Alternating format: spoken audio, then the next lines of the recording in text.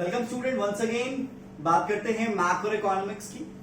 Macro economics में जिस topic को हम कवर कर रहे हैं वो है determination of equilibrium income in short term. ठीक है, बेसिक कॉन्सेप्ट्स आपको ऑलरेडी क्लियर हो चुका है।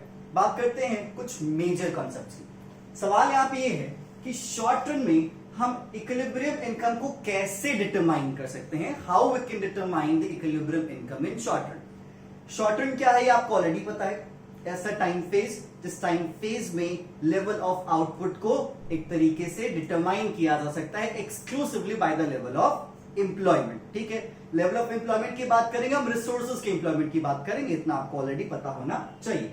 अब सवाल है कि अगर हम इक्विलिब्रियम इनकम को डिटरमाइन करेंगे तो हमारे पास दो अप्रोच हैं। ठीक है, फर्स्ट है आपका एएस एंड एडी अप्रोच और दूसरा है एस एंड आई अप्रोच।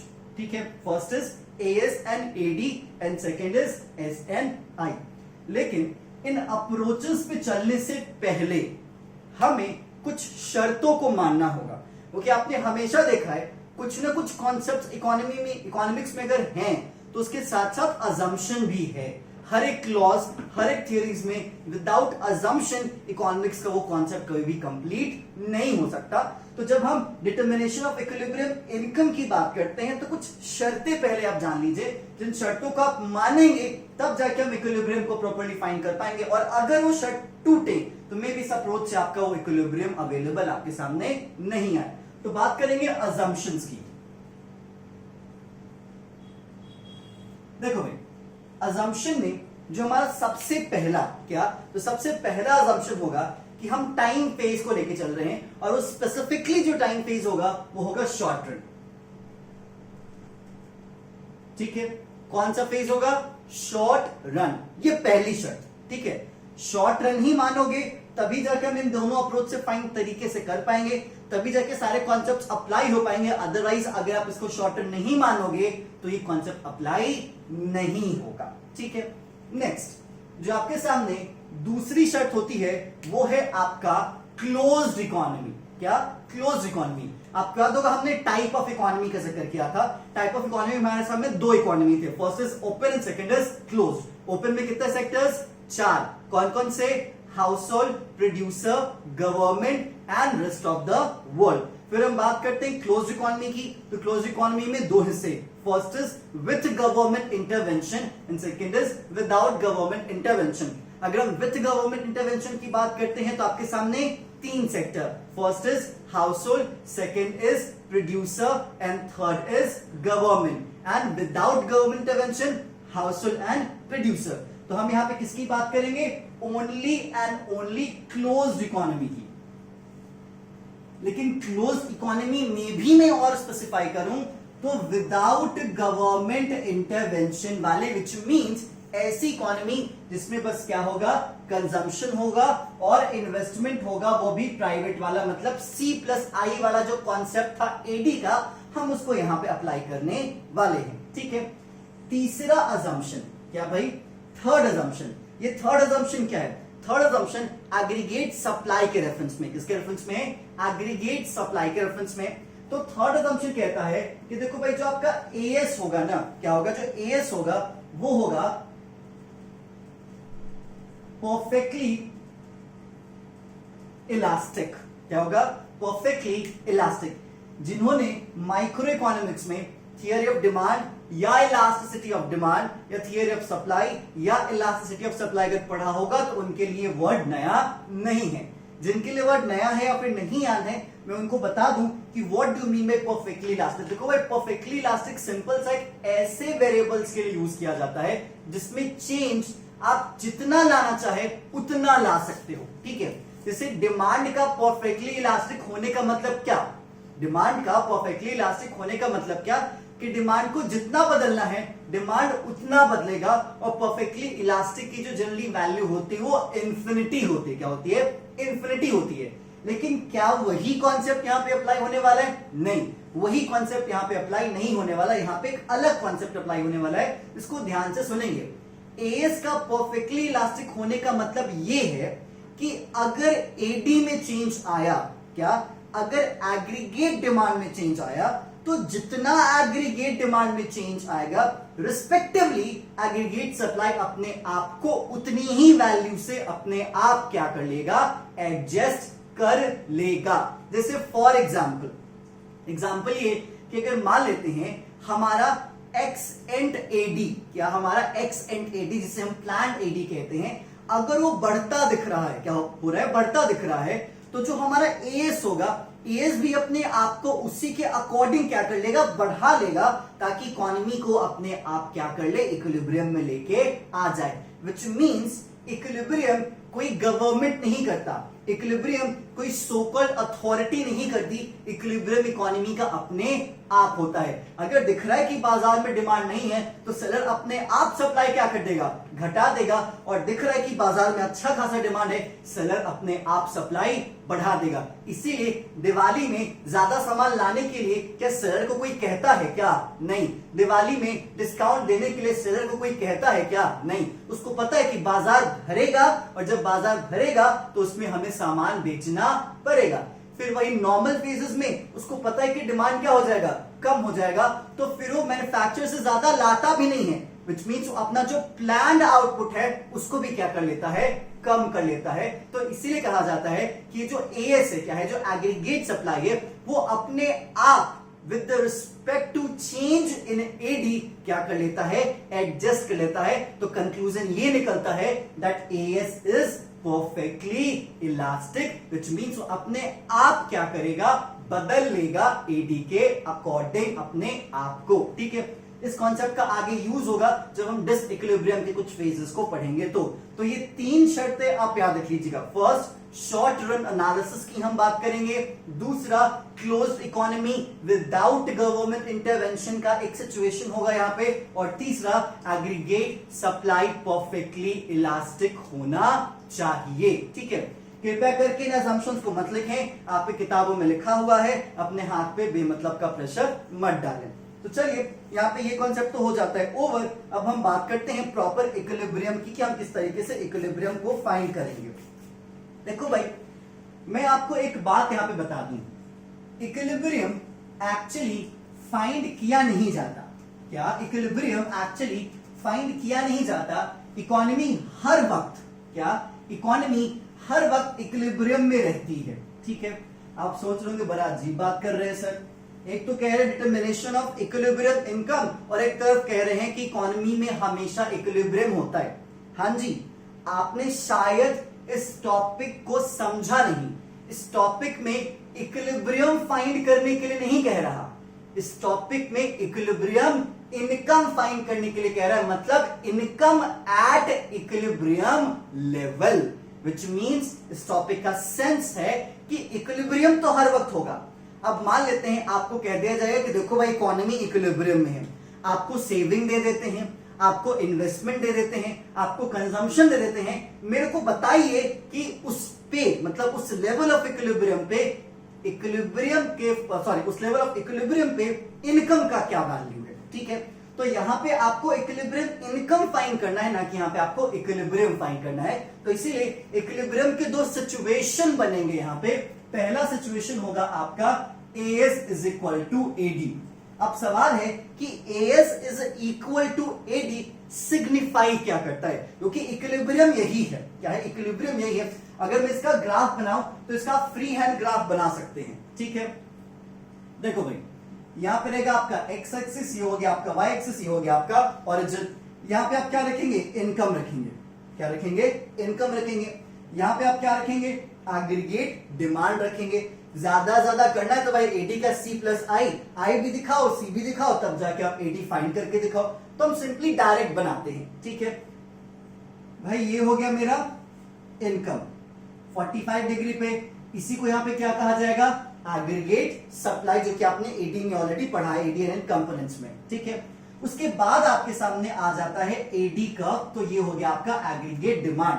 तो यहां पे आपको अपने आप क्या मिल गया, इक्विलिब्रियम। ठीक है, हमें फाइंड तो नहीं करना पड़ा ना, कि हमें फाइंड करना पड़ा। ठीक है, अगर मेरा एडी बढ़ता भी है तो भी इक्विलिब्रियम रहेगा, अगर मेरा एडी घटता है तो भी इक्विलिब्रियम रहेगा। कैसे, देख लो, अगर मेरा एडी बढ़ता है तो ऊपर ही जाएगा ना, लो भैया इक्विलिब्रियम में आ ही गया। नीचे होता है तो भी क्या है, ये इक्विलिब्रियम में। आ ही गया। इसलिए मैंने कहा कि हालात कोई भी हो, इकोनॉमी इक्विलिब्रियम में ही रहेगी। ठीक है, अब मैं इसको रब कर देता हूं। अब देखता हूं कि बेसिकली मुझे आपको समझाना क्या था। मुझे आपको समझाना था कि देखो भाई, ये है आपका इक्विलिब्रियम का कंडीशन और ये इक्विलिब्रियम की कंडीशन का ग्राफिकल प्रेजेंटेशन। सवाल है equilibrium level of income find करने का। भाई यहां से नीचे डॉटेड लाइन ड्रॉ कर दो, ये जो लेवल ऑफ इनकम होगा यही क्या होगा, इक्विलिब्रियम लेवल ऑफ इनकम। आपको अगर लग रहा है कि बस इतना सा, हाँ जी इतना सही, इसमें कोई रॉकेट साइंस नहीं है कि भाई मुझे ये फाइंड करना है या फिर मुझे ये फाइंड करना है, यही है आपका equilibrium level of income, that's it, not more than that. ठीक है, अब एक स्टेप आगे चलते हैं। ठीक है सर, आपने इक्विलिब्रियम का कंडीशन बता दिया, ठीक है, आपने इक्विलिब्रियम को ग्राफिकली प्रेजेंट किया। अब समझिए ये समझाता क्या है। ईएस का मतलब आपको पता है, ईएस का मतलब क्या, aggregate supply, which means level of output. ठीक है, if I specify properly planned level of output, क्या प्लान्ड लेवल ऑफ आउटपुट, क्योंकि पूरा अप्रोच क्या है, एक्सेंट, एक्सपोज नहीं है, तो ईएस क्या हो गया, प्लान लेवल ऑफ आउटपुट। ठीक है, तो ईडी क्या हो गया, प्लान लेवल ऑफ डिमांड। ठीक है, तो मतलब जितना इकोनॉमी डिमांड करना चाहती है उतना ही इकोनॉमी जब सप्लाई करना चाहेगी तो वही क्या बनेगा, इक्विलिब्रियम का सिचुएशन। क्या होगा, सिचुएशन। लेकिन व्हाट इफ सर अगर कंडीशन बदल गया तो, कंडीशन बदल गया तो क्या, दो ही मैक्सिमम केस आएंगे ना। ठीक है, या तो पहला केस क्या होगा, आपका एग्रीगेट सप्लाई कम हो जाएगा, आपका एग्रीगेट डिमांड ज्यादा हो जाएगा। ठीक है, दूसरा केस क्या आ सकता है, दूसरा केस आ सकता है कि या तो आपका एग्रीगेट सप्लाई क्या हो जाए, ज्यादा हो जाए और एग्रीगेट डिमांड कम हो जाए, इसी को तो हम डिसइक्विलिब्रियम कहेंगे ना। ठीक है, लेकिन आगे जाके ये भी इक्विलिब्रियम में बदल जाएगा, आप देखेंगे कैसे। ठीक है, तो बात आती है कि अगर इक्विलिब्रियम ये है, planned output is equal to planned demand, what if अगर प्लान्ड आउटपुट कम हो जाए और प्लान्ड डिमांड ज्यादा हो जाए, एंड व्हाट इफ अगर प्लान्ड आउटपुट ज्यादा हो जाए, प्लान्ड डिमांड कम हो जाए, तो क्या होगा, ये दोनों सिचुएशन को आपको समझना है। तो चलिए हम पहले सिचुएशन को समझते हैं कि अगर मेरा जो सप्लाई है इकोनॉमी का अगर कम हो जाए तो मेरा डिमांड क्या होगा। ठीक है, या फिर डिमांड पे क्या फर्क पड़ेगा। देखो भाई एक बात यहां पे सुन लो, यहां पे कुछ चीजें होंगी डिपेंडेंट और कुछ चीजें होंगी इंडिपेंडेंट। ठीक है, हमारा जो डिमांड होगा जनरली, ठीक है, वो क्या माना जाएगा, इंडिपेंडेंट। क्या माना जाएगा, इंडिपेंडेंट। हमारा सप्लाई क्या होगा, डिपेंडेंट। ठीक है, कैसे, एडी ज्यादा है, व्हिच मींस क्या, प्लान्ड कंजम्पशन क्या है भैया, ज्यादा है। अब मान लेते हैं लोग 100 खरीदने को तैयार हैं, लोग क्या हैं, 100 खरीदने को तैयार हैं, लेकिन सप्लायर ने प्लान किया था 80 का ही। सप्लायर ने कितने का प्लान किया था, 80 का। तो सवाल है कि यहां पे जब बिक सकता था 100, हमारे पास था मात्र 80, व्हिच मींस इस 20 से हम और कमा सकते थे ना, लेकिन मेरे पास है ही नहीं, तो हम कमा पाए क्या, नहीं। तो ये पोटेंशियल लॉस है कि नहीं है। अगर मैं इसको एक्चुअल लॉस भी कहूं तो कोई गलत होगा क्या, ये भी गलत नहीं होगा, क्योंकि ये भी लॉस ही है। अगर मैं नहीं बेच पाया, नुकसान है जो कि बिक सकता था, मुझे 20 की और कमाई हो सकती थी, मेरे पास स्टॉक नहीं था तो मैं नहीं बेच पाया। तो इसीलिए कहा जाता है कि यहां पे जब आप कुछ डिमांड को फुलफिल ना कर पाए, मतलब यहां पे अनफुलफिल्ड एडी रह जाए, तो ये भी इकोनॉमी के लिए नुकसान माना जाएगा। अब सुनना जरा, ये एक्चुअली 80 लेके आ गया था क्या, नहीं, ये तो प्लान है ना, ये एक्चुअल नहीं है। ये सोचा था पहले कि डिमांड 100 होगा या कितना भी होगा, व्हाटएवर, मेरे पास 80 है, मैं 80 बेच लूंगा, यही सोचा था वो। ठीक है, लेकिन जब प्लान एडी दिखा 100 और इसके पास पड़ा है 80, तो अब ये क्या सोचेगा, अब मैं अपनी प्लानिंग थोड़ी सी बदलता हूं।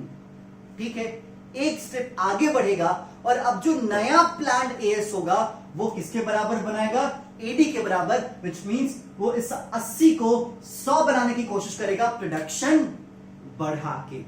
तो जब यहां पे अपनी आउटपुट बढ़ाएगा 20 से, तो अपने आप एएस एडी के बराबर आ जाएगा और फिर से इकोनॉमी किसमें चली जाएगी, इक्विलिब्रियम में चली आएगी। तो इसीलिए कहा जाता है कि अगर आपका एएस कम है और आपका एडी ज्यादा है तो इसका मतलब क्या है कि जो आपका प्लान्ड कंजम्पशन है ज्यादा है और प्लान्ड आउटपुट आपका कम है। प्लान्ड ही है ना, और आउटपुट प्रोड्यूस करके हम क्या कर लेंगे, बढ़ा लेंगे, तो दोनों चीजें क्या हो जाएंगी, इक्वल हो जाएंगी। वापस हम चीजों को इक्विलिब्रियम में लेके आ जाएंगे। सिंपल यही यहां पे इसकी कहानी है। अब इसका एक स्टेप और, चलो एक स्टेप और नहीं, मैं दूसरे ही अप्रोच पे चल लेता हूं, ठीक है। इसका जो दूसरा अप्रोच है उसमें क्या कहता है कि जो आपका एएस है वो ज्यादा है, आपका एडी क्या है, कम है, which means aggregate demand expected to be 80 है, लेकिन सप्लाई वो 100 लेके आ गया। सप्लाई कितना लेके आ गया, वो 100 लेके आ गया। अब सवाल है कि भाई बाजार में बिक सकता था 80 ही, लेकिन इसके पास 100 है, which means अब ये कहीं ना कहीं ओवर स्टॉक्ड हो चुका है। इसके पास स्टॉक क्या हो गया, ज्यादा हो गया। तो मैं बेच सकता था, नहीं बेच पाया क्योंकि था नहीं, ये नुकसान है। तो जो मेरा बच जाएगा वो तो उससे और बड़ा नुकसान हो गया ना। मेरा प्रोडक्शन धरा का धरा रह गया। तो अब ये क्या करेगा, अपने प्लान्ड आउटपुट को कम करेगा। प्लान्ड आउटपुट को कम करेगा तो कहीं ना कहीं इन्वेस्टमेंट कम होगा। इन्वेस्टमेंट कम होगा तो कहीं ना कहीं फिर से इनकम कम होगी। क्या होगी, इनकम क्या हो जाएगी, कम हो जाएगी। क्योंकि पहले के फेज में जब वो प्रोडक्शन बढ़ाएगा, आउटपुट बढ़ाएगा, तो आपको क्या कहा गया, शॉर्ट एंड एक ऐसा टाइम फेज है जहां पे आउटपुट एक्सक्लूसिवली डिटरमाइन होगी लेवल ऑफ एम्प्लॉयमेंट से। और जब लेवल ऑफ एम्प्लॉयमेंट बढ़ाना होगा, क्योंकि मुझे आउटपुट बढ़ाना है, तो इकोनॉमी का क्या बढ़ेगा, इनकम भी बढ़ेगा।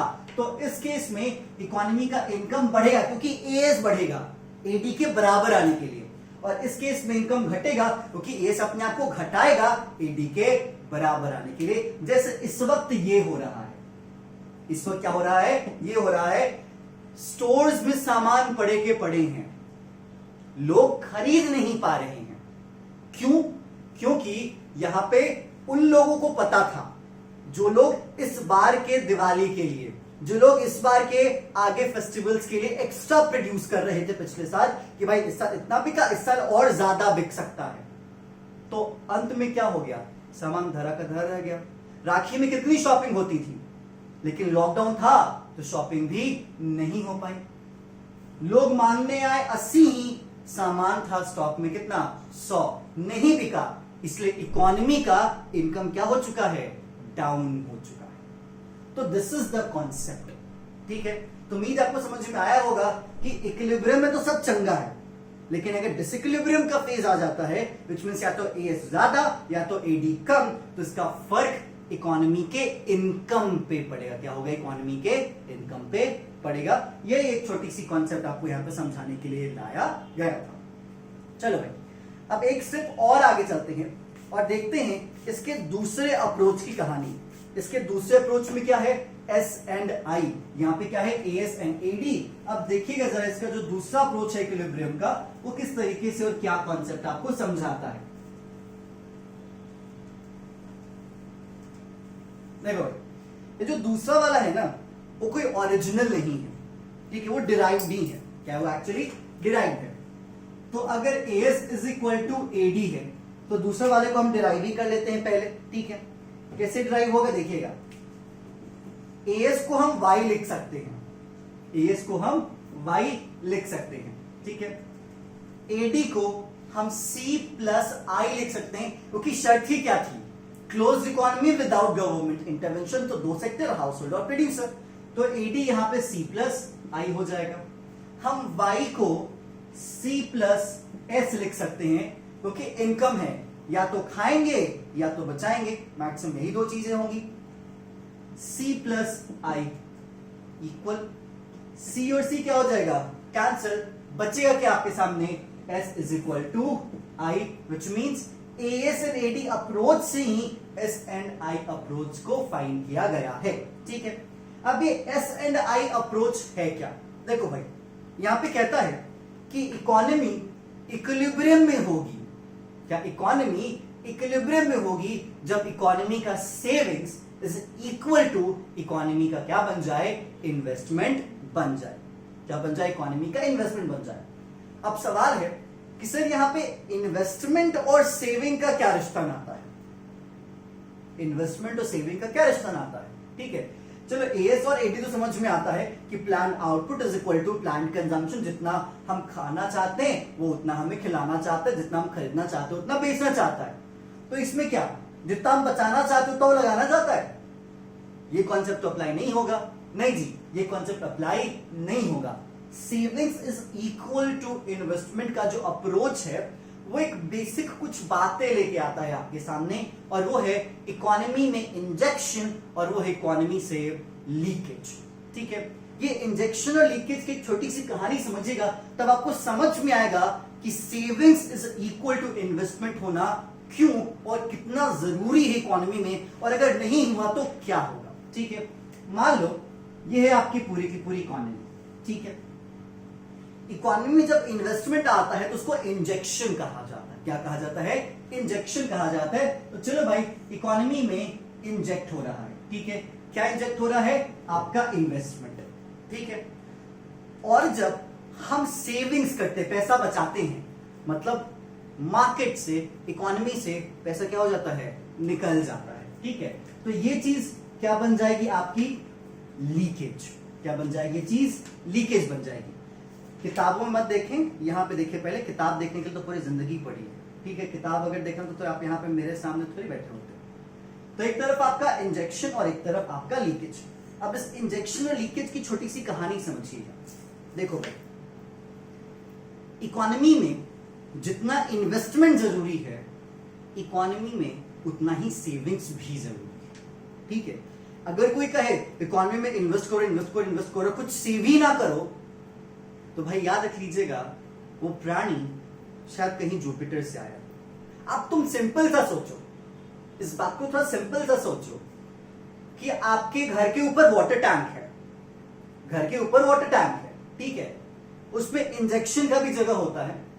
जब ग्राउंड वाटर आता है पाइप से उस टैंक में, this is what we call injection. और जब नीचे नल से निकलता है, this is what we call saving. यही ना, क्योंकि उस इन्वेस्टमेंट से आपका पूरा का पूरा टैंक तो भरता है, लेकिन आप उसका यूज भी तो करते हो। व्हाट इफ अगर आप उसको नहीं निकालो, भरते जाओ भरते जाओ भरते जाओ, तो एक्चुअली वो उस इन्वेस्टमेंट की कोई वैल्यू ही नहीं रहेगी। वो इन्वेस्टमेंट क्या हो जाएगा, वेस्ट। क्या हो जाएगा, वेस्ट। इसीलिए कहा जाता है इकोनॉमी में इन्वेस्टमेंट का भी एक डिफाइंड लेवल होना चाहिए। ज्यादा इन्वेस्टमेंट कुछ भी इनकम जनरेट करके नहीं लेके आता, इनफैक्ट तो पैसा और बर्बाद ही हो जाता है। इसलिए देखोगे जो इकोनॉमी डेवलप्ड होती है ना, वो अपने आप बड़ा रेगुलेटेड इन्वेस्टमेंट करती हैं, वो बेमतलब के इन्वेस्टमेंट्स नहीं चाहती।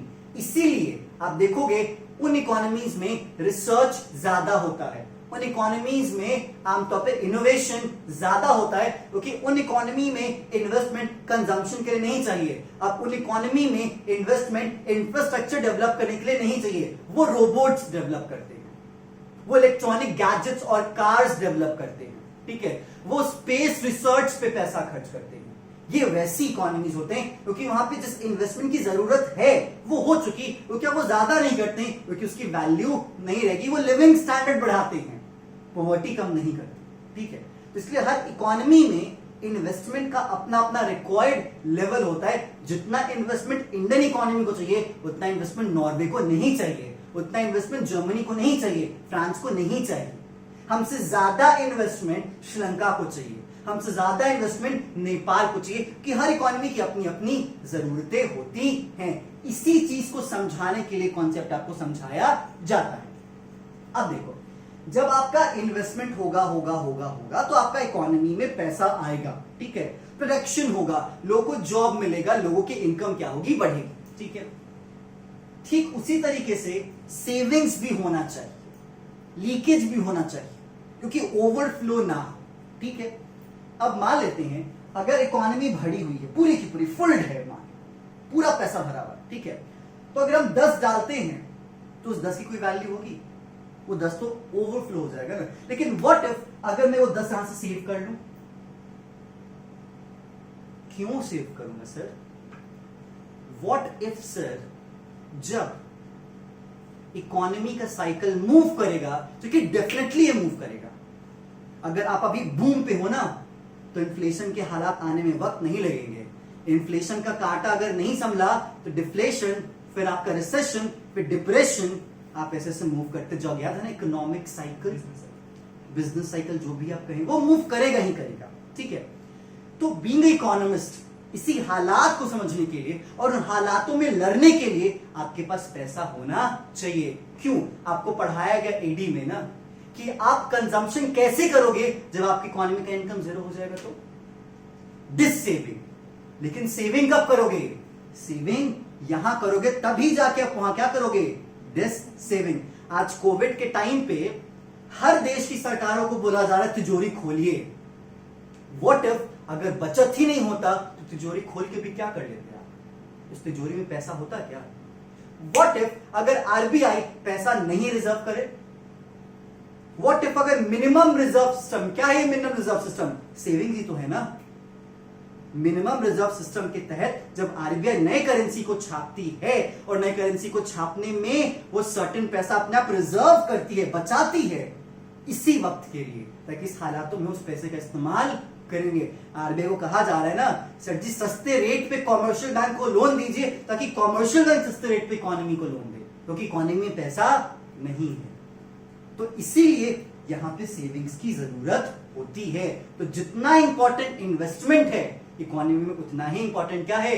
सेविंग्स है। अब एक कॉन्सेप्ट आप और एक्स्ट्रा इसके साथ समझिएगा, ठीक है, कि इकोनॉमी में savings is equal to investment जरूरी है, क्योंकि अगर ये फुल्ड है तो इन्वेस्टमेंट ओवरफ्लो हो जाएगा तो वैल्यू उसकी नहीं रहेगी। सेविंग जरूरी है क्योंकि हमें कुछ ऐसे सर्कमस्टांसेस, जिस सर्कमस्टांसेस को अगर हम नहीं सुधार सकते, नहीं रोक सकते, हमारे इनकम नहीं होगी, तो उस वक्त उस पैसे का इस्तेमाल किया जा सकता है। इसके लिए हमें सेविंग्स और इन्वेस्टमेंट की वैल्यू को बराबर रखना चाहिए। अब देखो, जब हम सेविंग्स की बात करते हैं तो आज के वक्त जो कि केन्जियन अप्रोच है, जो कि प्रॉपर्ली अप्लाइड होती है, वो कहता है कि सेविंग्स के दो सेंस होते हैं। या तो पैसा बचा बचा के हम अपने तिजोरी भरते जाएं, या फिर उस पैसे को हम सेव तो करें लेकिन हम बैंकिंग सेक्टर में उसको मोबिलाइज कर दें। क्या करें? हम उसको मोबिलाइज करें ताकि वो पैसा आइडल मनी नहीं होगा। कैसे सर और क्यों करेंगे? देखो, सेविंग ऐसी चीज इस पे कंट्रोल नहीं होता, कोई भी नहीं कंट्रोल कर सकता, ठीक है। कोई भी कंट्रोल कैसे नहीं कर सकता? अब तुम इस वक्त सोचो, अगर कोविड का टाइम है, सब लोग पैसा बचा रहे हैं, सब लोग पैसा बचा रहे हैं, सरकार का हिम्मत बचाई तो लोग नहीं बचाएंगे क्या? बचाएंगे। लोग ये तक सोच रहे हैं कि व्हाट इफ अगर मेरे फैमिली में किसी को कोविड हो जाए तो मैं पैसा कहां से लेके आऊंगा। इस चीज के लिए लोग अपने लग्जरी और कंफर्ट जैसे खर्चों क्या कर रहे हैं? कम कर रहे हैं, ठीक है। तो अगर वही पैसा वो बैंक में लेके जाते हैं, वही पैसा को बैंक में लेके जाते हैं, तो बैंक के पास जो लिक्विडिटी कम है वो क्या होगी? बढ़ेगी। वही पैसा बैंक क्या करेगा? लोन देगा। लोन देगा विच मींस क्या करेगा? इन्वेस्ट करेगा। क्या करेगा? वो इन्वेस्ट करेगा। इन्वेस्ट करेगा तो इनकम बढ़ेगा, और सर इनकम बढ़ेगा तो कंजम्पशन भी बढ़ेगा और सेविंग्स भी बढ़ेगा, विच मींस ज्यादा से ज्यादा पैसा बचाने के लिए उस पैसे को कृपया करके आइडल फॉर्म में ना रखें, उस पैसे को आप मोबिलाइज करें। स्पेशली कहा जाए तो आप उसको बैंकिंग सेक्टर में लेके आए। इसीलिए आपको पता होगा कि जब इस साल की और इस वक्त की जो सरकार आई थी सत्ता पे, तो उसने एक योजना चलाई थी, जिस योजना का नाम था जनधन योजना, ताकि हर एक गरीब इंसान भी अपना बैंक अकाउंट ओपन करे और जो भी पैसा 100 रुपया भी है उस अकाउंट में डाले, ताकि जो सेविंग्स हो वो मोबिलाइज हो बैंकिंग सिस्टम में, बैंकों के पास लिक्विडिटी बढ़े। क्योंकि आपने आईडी में, रूरल बैंकिंग में यह भी पढ़ा होगा कि रूरल बैंकिंग की सबसे बड़ी प्रॉब्लम क्या है? डिपॉजिट मोबिलाइजेशन ही नहीं है। तो किसानों को लोन कहां से दें? क्योंकि लोन देने के लिए डिपॉजिट होना चाहिए। तो इसीलिए इन्वेस्टमेंट के लेवल को बढ़ाने के लिए आप सेविंग्स तो करें, लेकिन सेविंग्स आइडल ना हो, सेविंग्स रनिंग सेविंग्स हो, क्योंकि बैंकिंग सिस्टम में एटलीस्ट वो इन्वॉल्व हो। ये बेसिक्स अप्रोच आपके एस और आई के रेफरेंस में इंजेक्शन और विड्रॉल बताता है। अब देखो, व्हाट इफ सर इक्विलिब्रियम ना हो, मतलब व्हाट इफ अगर मेरा जो सेविंग्स है, क्या जो मेरा सेविंग्स है वो ज्यादा हो जाए in compare to investment. Saving ज्यादा इन कंपेयर टू इन्वेस्टमेंट का मतलब सर सेविंग ज्यादा इन कंपेयर टू इन्वेस्टमेंट का मतलब इकोनॉमी से लीकेज ज्यादा है और इकोनॉमी में इन्वेस्टमेंट कम है।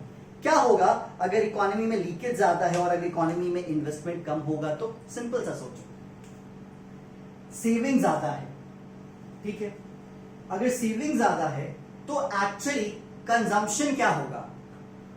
कम। सेविंग्स आपका ज्यादा है तो आपका कंजम्पशन क्या हो जाएगा? कम। अब जब आपका कंजम्पशन कम हो जाएगा तो मार्केट के जो सामान हैं वो बिक नहीं पाएंगे। अब जब मार्केट के सामान बिक नहीं पाएंगे तो वो अपना आउटपुट क्या करने की कोशिश करेगा?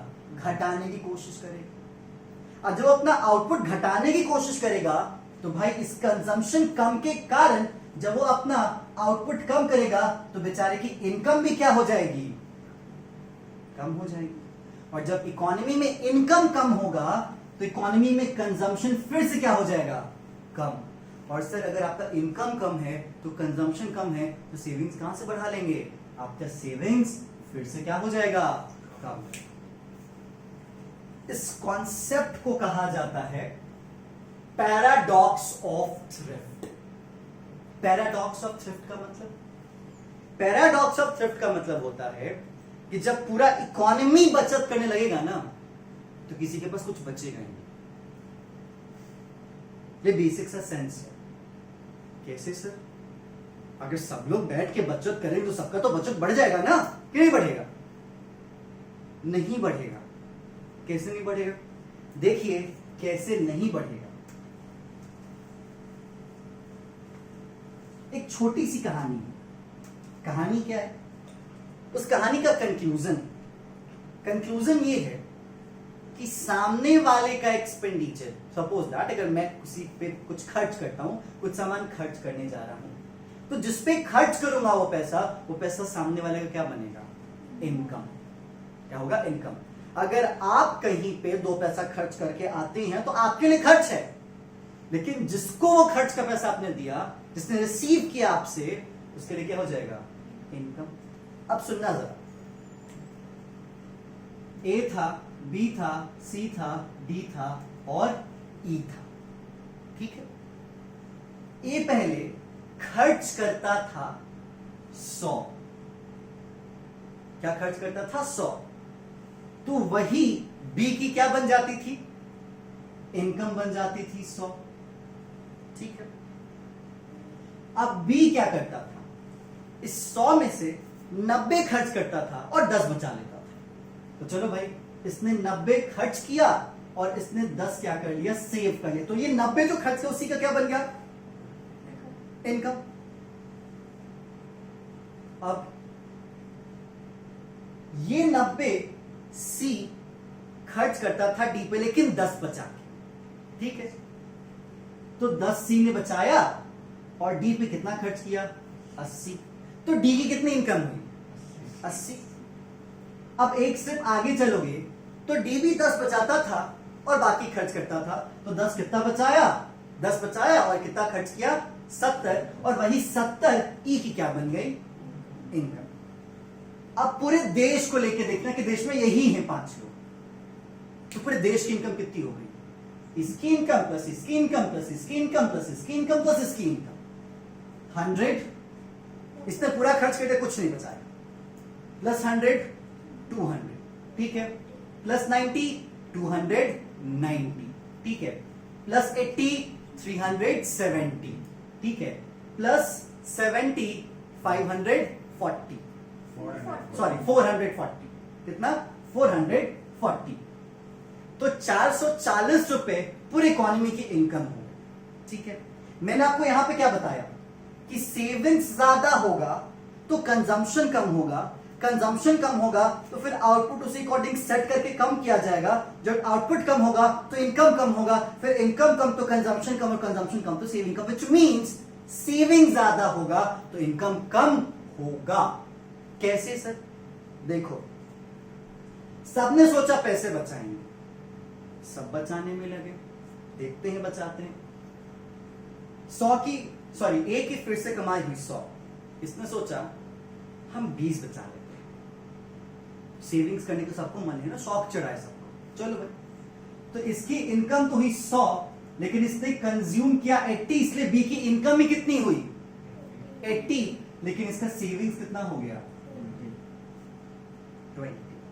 ठीक है, अब एक स्टेप आगे चलते हैं। अगर ये भी एक्स्ट्रा बचाना चाहे, मतलब वो मान लेते कि वो 15 रुपए बचाना चाहता है, लेकिन सवाल है कि पहले तो इनकम ही होता था 100, उसमें से बचाते थे 10 और खाते थे 90। क्या सोच के बैठा था 15 बचाएंगे, हाथ में कितना मिला 80, और अगर वो 15 बचाता है तो कितना बचेगा उसके पास 65।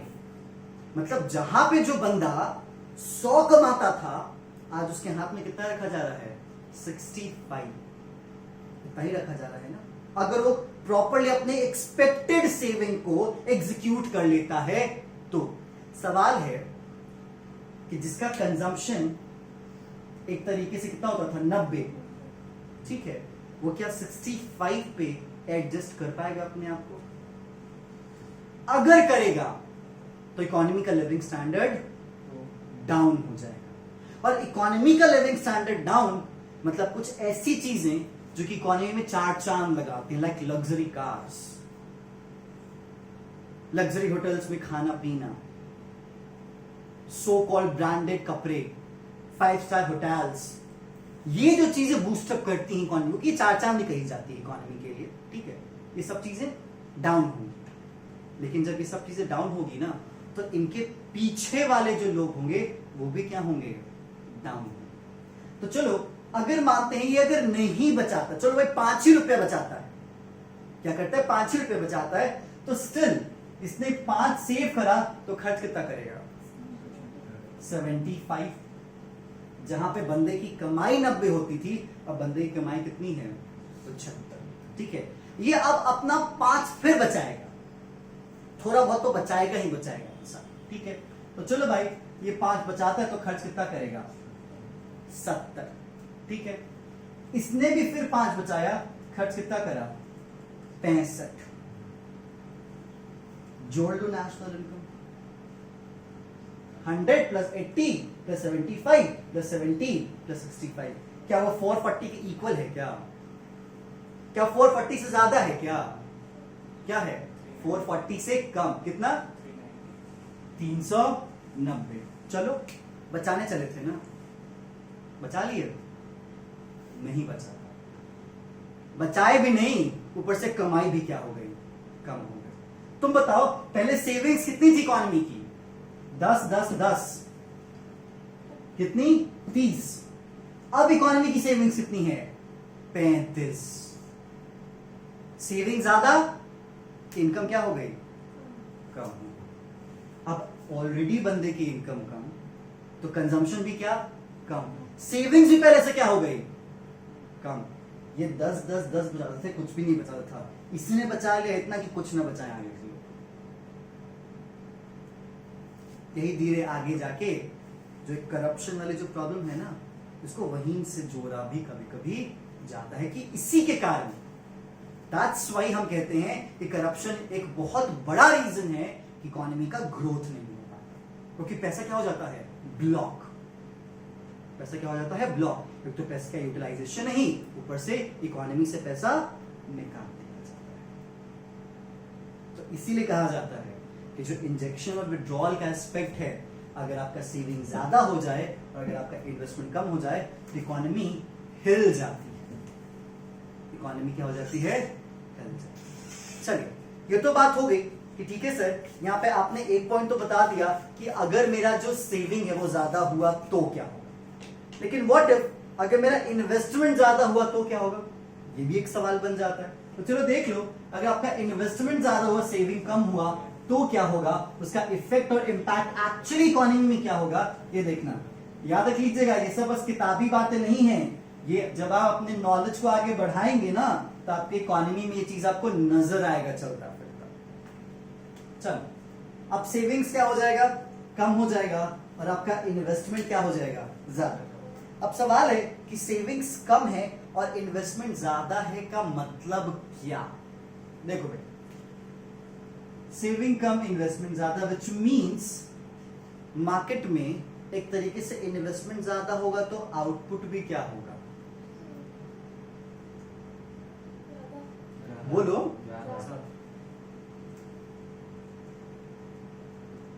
चलो भाई, आपका आउटपुट ज्यादा। अब जब आपका आउटपुट होगा ज्यादा तो इसके कारण आपका इनकम क्या हो जाएगा? ठीक है। सेविंग्स कम है, विच मीन्स समवन समहाउ आपका कंजम्पशन क्या है? ज्यादा है। क्या है? कंजम्पशन ज्यादा। अब इस बात को थोड़ा सुनना कि जब सेविंग कम और इन्वेस्टमेंट ज्यादा, और इन्वेस्टमेंट ज्यादा तो आपका आउटपुट ज्यादा होगा, और जब आपका आउटपुट ज्यादा होगा तो आपका इनकम ज्यादा होगा। क्या ये आगे जाके इशू बनेगा? हाँ, ये आगे जाके इशू बनेगा। ऐसा नहीं है कि इशू नहीं बनेगा, क्योंकि कंजम्पशन आपका इतना भी ज्यादा नहीं होगा कि वो आपके इनकम के बराबर हो जाए। Which means somewhen somehow आपका आउटपुट क्या है? ज्यादा है। आपका आउटपुट क्या है? ज्यादा है ना, क्योंकि सेविंग जीरो कह रहा है। सेविंग्स जीरो नहीं कह रहा ना, क्योंकि इक्वल होने के लिए, याद रख लीजिएगा, इक्वल होने के लिए y is equal to C plus S होना चाहिए। सी प्लस एस होना चाहिए। और अगर आपका सेविंग्स कम है, कंजम्पशन ज्यादा है, लेकिन स्टिल आपकी इनकम ज्यादा है, तभी तो कंजम्पशन ज्यादा हो, लेकिन सेविंग जीरो नहीं हो गई सर, सेविंग स्टिल है। व्हिच मींस आप ये कह सकते हो कि कंजम्पशन अभी भी इनकम के कंपैरिजन में क्या है? कम है। सेविंग्स आपका, या आप कंजम्पशन की ही बात कर लो, मैं कंजम्पशन और इनकम की बात कर रहा हूं, कंफ्यूज मत होइएगा। आप इस बात को सिंपली इमेजिन कीजिएगा that y is equal to C plus S. ठीक है। अगर आपका इनकम बढ़ता है इन्वेस्टमेंट बढ़ने के कारण, तो ये दोनों वैल्यू एक साथ बढ़े और इनकम के इक्वल आ जाए, तभी तो स्टेट ऑफ बैलेंस है कि नहीं? स्टेट ऑफ बैलेंस है। आप कंजम्पशन को कितना बढ़ा लोगे ये बताओ? एक लिमिट तक ही बढ़ाओगे ना। और अगर आपका इनकम ज्यादा है, विच मीन्स आपका आउटपुट कहीं ना कहीं ज्यादा है, तो आप ये कह सकते हो कि खरीदने वाले आए थे 80, सामान पड़ा हुआ था 100। खरीदने वाले आए थे कितने के? 80 के, सामान पड़ा हुआ था 100 का, और वो सामान बिका क्या पूरा? नहीं। कितना ही बिका? 20 नहीं बिका, 80 बिका। विच मीन्स यहां पे भी आपको क्या देखने को मिलेगा? नुकसान। अगर आप इसको ऐसे नहीं समझ रहे हो तो इंजेक्शन और विड्रॉल लीकेज से समझना। पैसा आने का स्पीड ज्यादा है, पैसा निकलने का स्पीड क्या है? कम है। तो मार्केट में जल्दी पैसा भरेगा। और आपको पता है, जैसे जैसे मार्केट में अवेलेबिलिटी ऑफ मनी बढ़ती है, मनी की वैल्यू घटती है, और जब मनी की वैल्यू घटती है तो इकोनॉमी में परचेजिंग पावर पे भी फर्क पड़ता है, और बहुत बार इकोनॉमी में उस मनी की वैल्यू भी कम हो जाती है, या फिर वैल्यू रहती भी नहीं है। क्यों? क्योंकि इन्वेस्टमेंट ज्यादा हो गया, सेविंग्स क्या हो गया? कम। क्योंकि मनी का निकलना भी क्या है? जरूरी है इन कंपेयर टू इन्वेस्टमेंट। अगर इन्वेस्टमेंट आता है तो आए, नो प्रॉब्लम, लेकिन मनी का विड्रॉल या मनी का लीकेज, दैट्स कॉल्ड सेविंग्स, भी जरूरी है। एक लिमिट तक ही ना। उस लिमिट के बाद हम क्या करेंगे? अपने इनकम को बचाना शुरू करेंगे, क्योंकि इनकम बढ़ेगा, खाएंगे खाएंगे खाएंगे, लेकिन कितना खाओगे? एक लिमिट के बाद आप क्या करना शुरू करोगे? बचाना, सेविंग्स। वापस से धीरे धीरे सेविंग्स क्या होगा? बढ़ेगा। एक लिमिट के बाद ये क्या हो जाएगा? रुक जाएगा।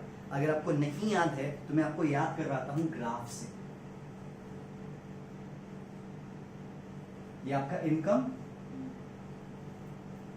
ये आपका कंजम्पशन, ये आपका ब्रेक इवन पॉइंट, इसी पे आपके सेविंग्स की वैल्यू 0, और यही चीज कुछ इस तरीके से काम करेगी। यही है। इनकम बढ़ा, इनकम कैसे बढ़ा? क्योंकि इन्वेस्टमेंट बढ़ा। ठीक है। उसके रेफरेंस में आपका कंजम्पशन भी बढ़ रहा है, ऐसा नहीं कंजम्पशन नहीं बढ़ रहा, लेकिन एक लिमिट तक दोनों क्या हो जाएंगे, इक्वल। एक लिमिट तक दोनों क्या रहेंगे, इक्वल। और इक्वल होने के बाद consumption in comparison to income कम होगा, क्योंकि इनकम का जो एक्स्ट्रा वाला अमाउंट है ना, वो कहां जा रहा है, सेविंग्स पे। अपने आप सेविंग्स पे इसको बैलेंस कर लेगी। इसी को फिर रिवर्स सोच लो, सेविंग ज्यादा होगा, तो ये जो यहाँ पे 20 बचाए थे, बाकी जो लोग 5-5 बचाए थे वो भी नहीं बचाएंगे, वो भी लगाएंगे कंजम्पशन पे। तो सेविंग्स धीरे धीरे क्या होगा, कम होगा, तो किसके बराबर आ जाएगा, इन्वेस्टमेंट के बराबर। तो इसीलिए इस बात को समझिएगा कि बहुत सारी अथॉरिटीज है जो कि डायरेक्ट और इनडायरेक्ट रोल निभाती है इकोनॉमी को इक्विलिब्रियम में लेके आने के लिए, बट जनरली इकोनॉमी अपने आप इक्विलिब्रियम में आती है मार्केट या इकोनॉमी को ही देखते हुए। तो वेदर वो ASAD का अप्रोच हो या फिर S और I का अप्रोच हो, ये दोनों अप्रोच से इक्विलिब्रियम मार्केट में आपको अवेलेबल देखने को मिलेगा। AS और AD which means planned output is equal to planned consumption and S is equal to I which means saving is equal to investment which means leakage is equal to injection। ठीक है, तो उम्मीद है ये concept आपको clear हो चुका होगा AS और AD का। एक बार इस कॉन्सेप्ट को अपने किताब में देख लीजिए, कोई प्रॉब्लम है जल्दी से पूछ सकते हैं, बाकी अगर कोई और बाद में पूछना चाहे तो भाई वो भी बाद में पूछ सकता है। सो गो थ्रू योर कॉन्सेप्ट, अगर कोई डाउट है तो प्लीज बताइए।